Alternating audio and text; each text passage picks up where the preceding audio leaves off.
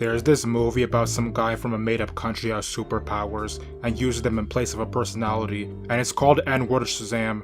It was made because The Rock isn't willing to play a bad guy in a regular Shazam movie, or even just be a co-main character. Like, he could have had a movie that followed him and the real Shazam, but that was too much clout for him to share. So they decided he would get his own movie, where he gets to beat up and destroy all the card-carrying bad guys. This is the first, and as of writing this video, only DCEU movie I've actually watched, and I was actually really looking forward to seeing it. I was under the weird assumption that The Rock was going to be an actual villain protagonist, or at the very least an anti-hero who didn't care about the damage he caused, but what we got was The Rock being just a regular hero with the most bare-bones personality. So the movie starts out in some unspecified Middle Eastern country like Agrippa Go, and the fair has a bunch of people bending their backs over for some minerals. Like, it's not that serious. There's some boy who apparently has more balls than every bum theater combined, and he's not trying to get whipped anymore, so he leads a rebellion, where because of his bravery, he is given Shazam's powers, and it turns him to a grown man. But then when the weirdo king tries to put on a crown, he gets murked, but the kid ends up friendly firing up the whole block, so now they're all under the dirt.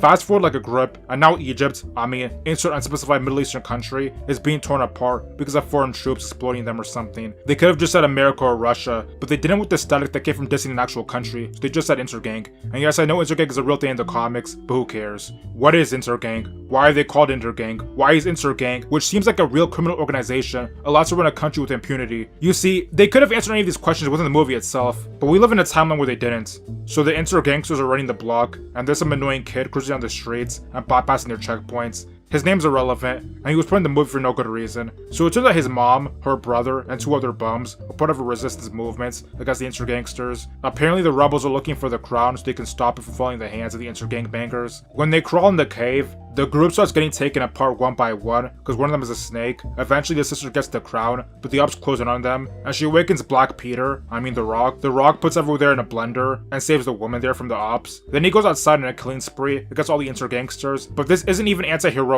They're terrorists, who cares about them? It's not like he's destroying armies that got drafted or misled. He's killing actual criminals that terrorize people for money. What about any of this is supposed to make him morally gray? Morally boring, maybe? Upon hearing news of a superhero who isn't totally under her control, Viola Davis sends a bunch of Justice League rejects. Well, actually, we can't say that, because apparently they came out first. They just don't have the clout. But yeah, she sends the Justice League rejects to invade a sovereign nation and kill The Rock, because he might be a threat, maybe, because it's something that happened like thousands of years ago. Dr. Future is cool or whatever, but the rest are bums, especially the teenage son. He's extremely unfunny. He does nothing of worth, and he is in very deep competition with the kid to be the most annoying character in the movie. So after the human sacrifice outside the caves is concluded, they go back to the woman's crib, where she lives with her brother and son. Her son is annoying as before. He's like meat munching The Rock, who tells him and us, the viewers, that he's not really a hero, because he blames himself for putting everyone in a blunt 4,000 years ago. Then the kid starts being disrespectful with one of the Intergangbangers he was messing with early in the movie, so The Rock has to bail him out. There's yet another massacre outside, and the Justice League benchwarmers show up to solve a problem that doesn't exist.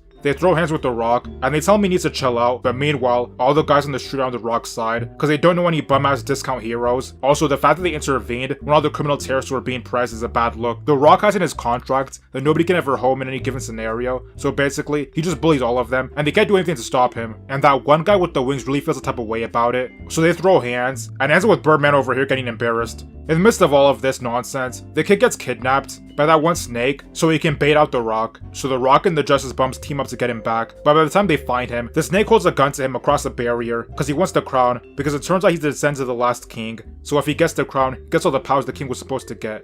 Hold up, I gotta call cap on this. First of all, the king lived a grip ago. If he had any descendants that are alive, wouldn't like fucking everyone here be his descendants? Okay, but whatever. Let's assume they maintained the royal family for millennia somehow. In that case, how does the snake know he's part of the royal family? Is it because they told him? Is it just like a family secret? Because how would he know and the rebels don't? And if it's not a secret like everyone knows, then why they even let him in their squad in the first place? But whatever, comic book logic. So the snake is smiling from temple to temple like he just won the lottery, because he just got the crown trying to shoot the kid. But Black Adam is fast enough to not only save the kid, but also murk the snake before he could put the crown on. Then after saving the day, The Rock reveals that he actually wasn't that one kid with the balls, but instead was his dad. And it turns out the kid got put in the dirt, so he took his son's powers and ended up putting everyone else in the dirt instead. So he agrees to give up his powers and go underground. Then it turns out the snake actually didn't die, because getting struck down was all part of his plan, and he comes back a full-fledged weirdo. He has a skeleton zombie army that bullies the guys there, but nigga, they're skeletons, just push them. So the Justice Bums realize they need to get The Rock back, and they try to convince him to return. And also, it takes the kid to get the townspeople to fight back, because I guess he's the modern version of the Rock's son, but again, they're skeletons. These guys are just pussies. Then Dr. Future sacrifices himself to stop the snake, and the Rock finishes him off. Then the Justice bumps piss off to wherever they came from, while the Rock vows to defend fake Egypt, and whatever threats they may face. Also, Superman comes in to have a talk, but it doesn't matter. The whole franchise is getting rebooted. Even though this movie wasn't terrible,